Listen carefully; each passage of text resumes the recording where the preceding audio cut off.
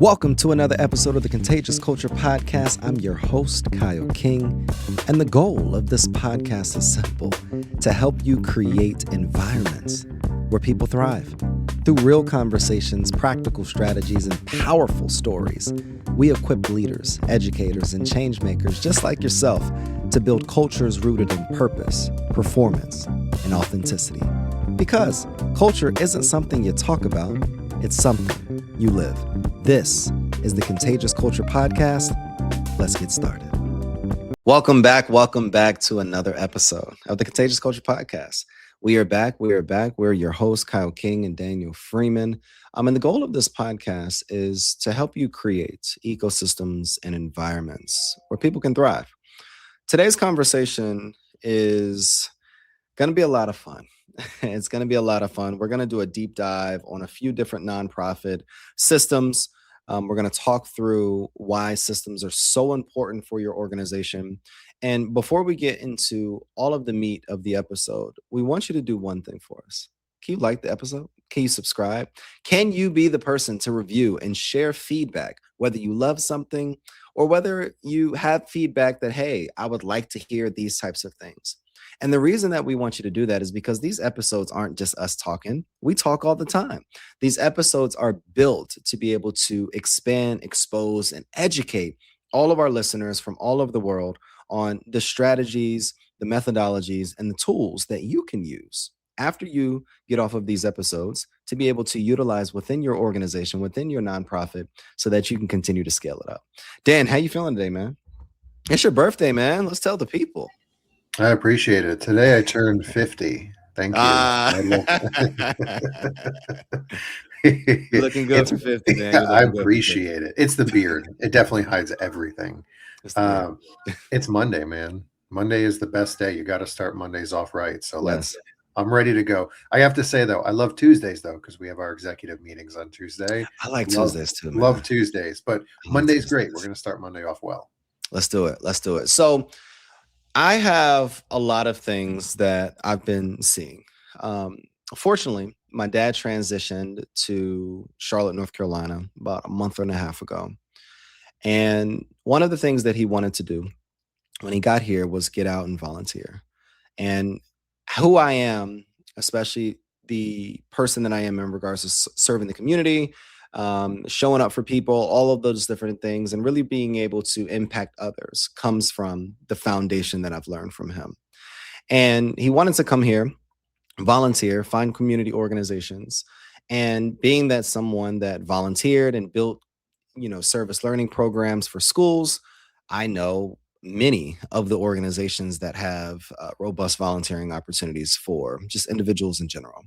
So I recommended 3 organizations: Samaritan's Feet, right here in Charlotte, amazing organization doing amazing work. Feed and See, also right here in Mooresville, also doing some amazing work. And Nourish Up, which is also an amazing organization doing some phenomenal work. And I wanted to be able to utilize one of those organizations because I've known it, I've been there, I'm familiar with the work, I love the mission, and I've been to the facilities, and I believe that that would be a great opportunity for him to volunteer and serve. So when he got here, I had him fill out and go to the different websites. I sat with him at the kitchen counter and we went through the various websites. And what we noticed is that they were practically all the same on the front end.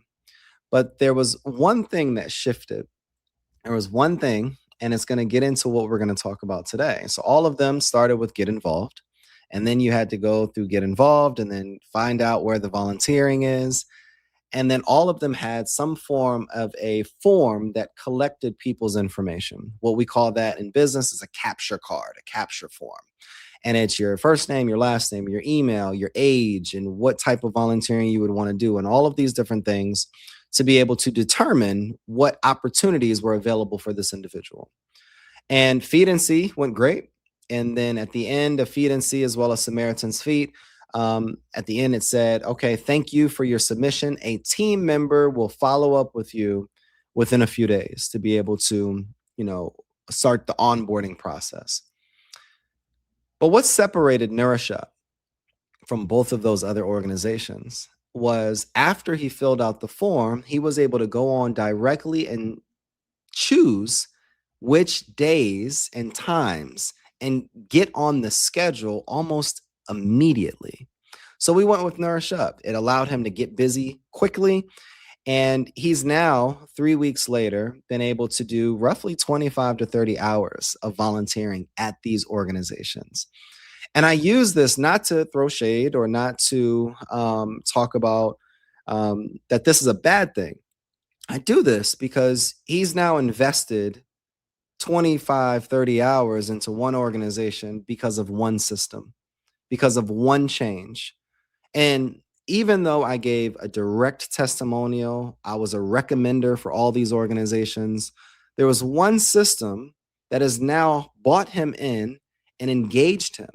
And when I asked him yesterday, I said, "Hey, Dad, do you want me to still get you involved with those other two organizations?" His response was, "No, I really like where I am. It's a routine, and I like the people and the work that I am doing." People, our listeners, anybody tapping in with us, that's a leader, that's an organizational leader, or even on the other side, as somebody that wants to lead in this space. What systems are you not integrating that's stopping other people from being able to work with you, engage with you, get bought in, and have the relationship that will allow you to be able to get them involved and eventually build an opportunity for you to ask them to not just donate time or talent, but to be able to invite them in to donate treasure? Talk to us, Dan. Kyle, it's so important. And first of all, I want to say I didn't realize Nourish Up was Loaves and Fishes, because I certainly know Loaves and Fishes. Yeah, it's all one now. I didn't realize that. So appreciate you saying that, because I looked it up and I was like, oh, I know exactly what that is, just different name. So I work in the nonprofit space. Our job, and you spelled it out perfectly, is to remove any barriers that hold people back from either helping us with our mission or hold us back from serving others. And I think you nailed it in a really simple way. Is it should be easy for people to give. It should be easy for people to volunteer. It should be easy for people to understand the mission and how your organization is serving the population that's important to them. But even more importantly, and we see this on a smaller level, right? We both have calendar links, and it's so easy when you have a calendar link, because you can have a conversation and you can just go right and schedule it. And I'm doing that this morning with someone who had to reschedule a meeting. And I look at that and think about what you said, and those things are all set up. That is an easy system where you don't have to wait. I can probably count on my hand over the last week 5 different scenarios where I filled something out and it said, oh, someone will reach out to you. And they either reach out way too quickly, and I'm not prepared and like have not thought about it. And I'm like, well, that kind of ruins the experience. Like, you just caught me off guard. Like, Yeah. give me time to process. Or you never reach out at all. And I'm like, hey, I mean, I was dealing with that on Etsy over something. Like you've got to make it easy. And in setting up those systems, it may take a week, may take a few days to perfect it, right? And smooth it out. But in the long run, that is how you engage people, is making it easy for them to engage with your organization. That's such a powerful point, making it easy for people to engage with your organization. And I think about that as leaders, whether you're in the nonprofit space, for-profit space, education, wherever you are, it's our responsibility to be able to think enough about the people that we're inviting into our system, to think enough about the people that we want to engage with or be employed by our company or volunteer with our organization or donate to us, to think about the system and that customer journey often that they're going to go through. We talk to nonprofit leaders all the time in our Growth Lab and Growth Alliance programs. And if you don't have these small things, simply if I go to your website and I want to learn about a program, is it easy for me to put in my email, learn about that program, and get an immediate deck about that specific program? When I think about what we're planning with the Contagious Culture Conference, is it easy when somebody wants to just request the sponsorship deck that they have a specific place to go, that the deck gets emailed directly to them. And then they have the information that they need. Is it easy for people to reschedule meetings? Is it easy to do all of these different things? And I think about when we think about every single step that we would want someone to take within our organization, whether it's, all right, well, what do I want someone to do once they come to my website? What are the three things? Well, I want them to learn about our story. I want them to get involved, and I want them to contact us. Okay, well, those should be your headers on your website. Okay, well, what are the ways to get involved? Okay, well, you can donate time, talent, and treasure. All right, well, what are those things? Then those can be our subheaders. Okay, well, what do we want them to know about us in regards to the about page? All right, well, our board, this, our story, what are these things? All right, well, how will they know about the impact that we've created? Well, do we have an impact report? So when we start thinking about what are the actions that we want someone to take when they engage with us, what are the systems, though, the Give Butters, the donor searches, the Givelifys, the Givesies, these platforms, the MailChimps, the HubSpots? What are the platforms that we can integrate, and how can we train our people enough in the processes to be able to communicate? Just like you said, Dan, you may fill something out and they reach out way too fast. Like, I'm not ready for this. Like, I just hit submit and I'm getting a phone call. Or they don't reach out at all, and now I've already now found another solution or another alternative or another company to potentially engage with. What are some ways that you would say that nonprofits need to improve in regards to their systems, or what are things that they can consider as they're approaching this work? You were leading me on without me even saying anything. So you must have seen it in my eyes. I think there are two things that come to mind. First of all, we always talk about the business side, right? If you're not treating your nonprofit on the back end like a business, then the front end where you're actually serving your populations, it's not sustainable. Hey, it's Kyle. Sorry to interrupt your programming, but I got a quick culture check for you. How's your team's energy right now? I mean, literally, right now. Are people feeling inspired? Or are they just showing up? See, here's the truth. Culture doesn't change because we talk about it. It changes because we live it actively every single day. And that's what I help organizations do. Build contagious cultures that people actually want to be a part of. Through keynote talks, interactive trainings, and hands-on consulting, I help leaders transform the way their teams connect, perform, and grow. So if your culture needs a little bit of spark, let's light it up together. Visit theculturelab.org, again, theculturelab.org, or connect with me directly on LinkedIn at Kyle S. King to learn more about how we can work together. Because remember, your culture is contagious. Make it worth catching. Now let's get back to the program. Right. So that's the first piece, is making it easy on the back end to manage all of the finances, because you need to know how much are you spending, how much is in the bank, what is coming in, right? That was one of the things that I always looked at, that I would talk with donors about, is I would say that they would say, well, I give 5 or 10,000 every year. And I'm like, I understand that. And I said, but would you consider signing a pledge so that we know and our back end team knows there is money coming in? They don't have to worry about it.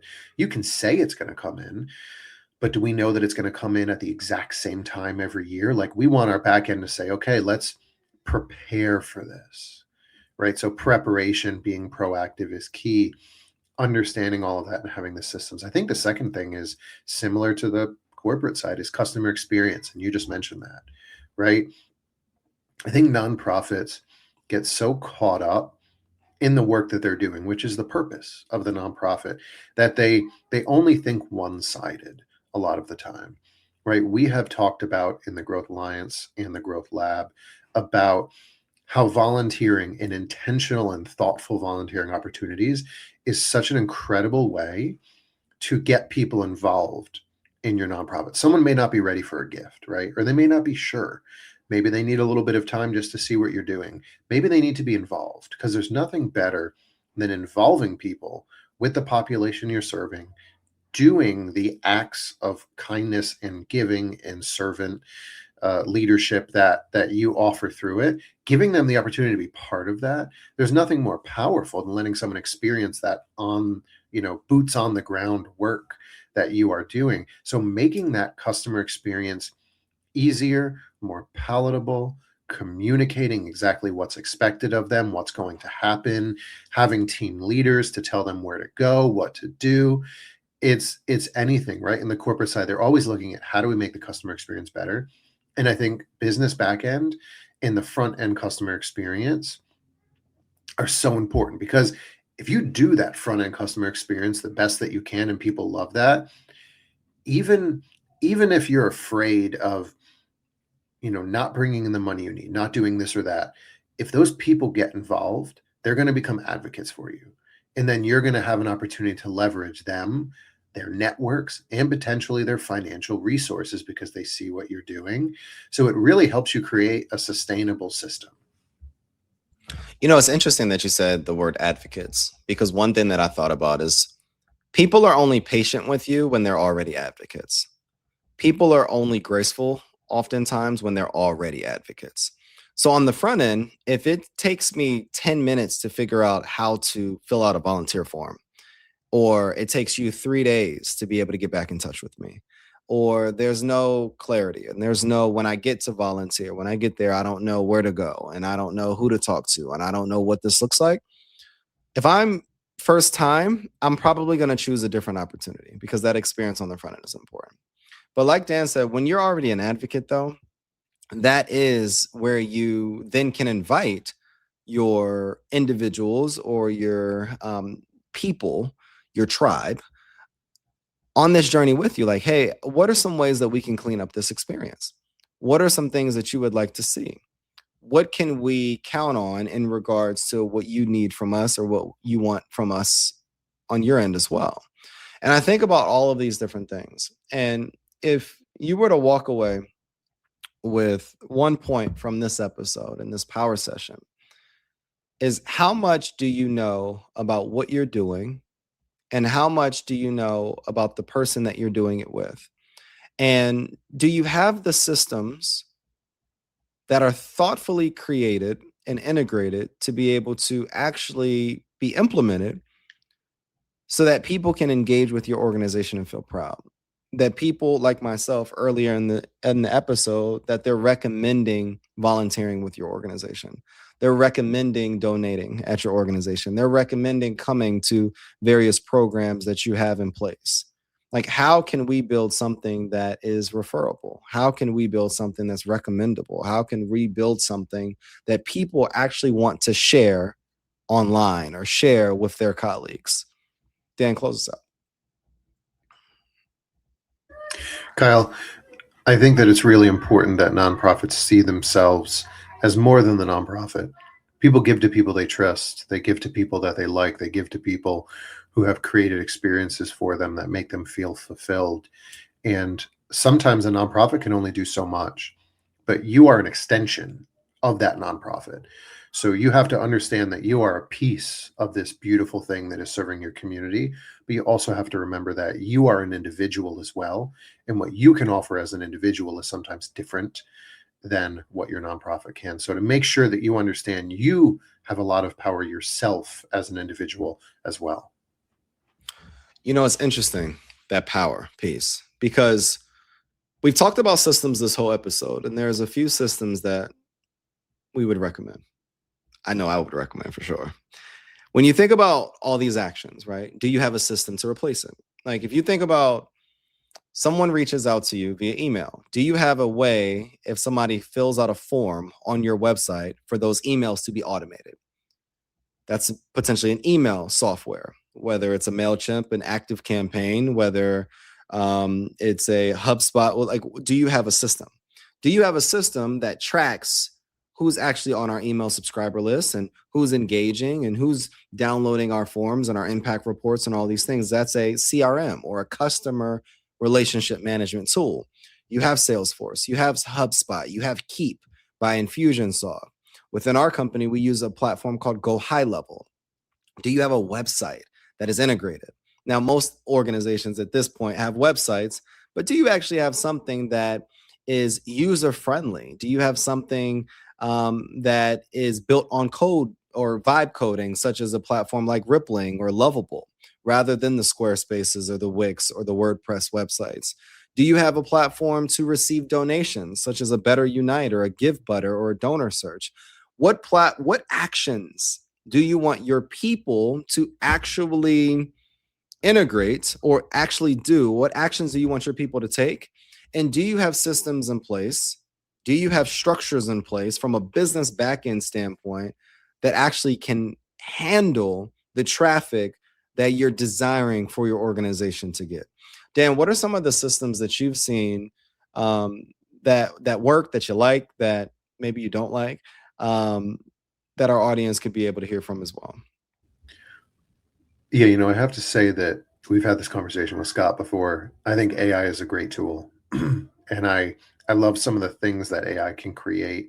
And obviously there's predictive and generative, but I think the predictive AI, anything that has predictive AI that can be connected to your CRM, that can be connected to your email systems, as Kyle said, we have Go High Level, anything that can help you essentially buy your time back, right? Time is limited, especially in the nonprofit space. Anything that can buy your time back, that allows you to not have to take the time to say, okay, I just emailed this person.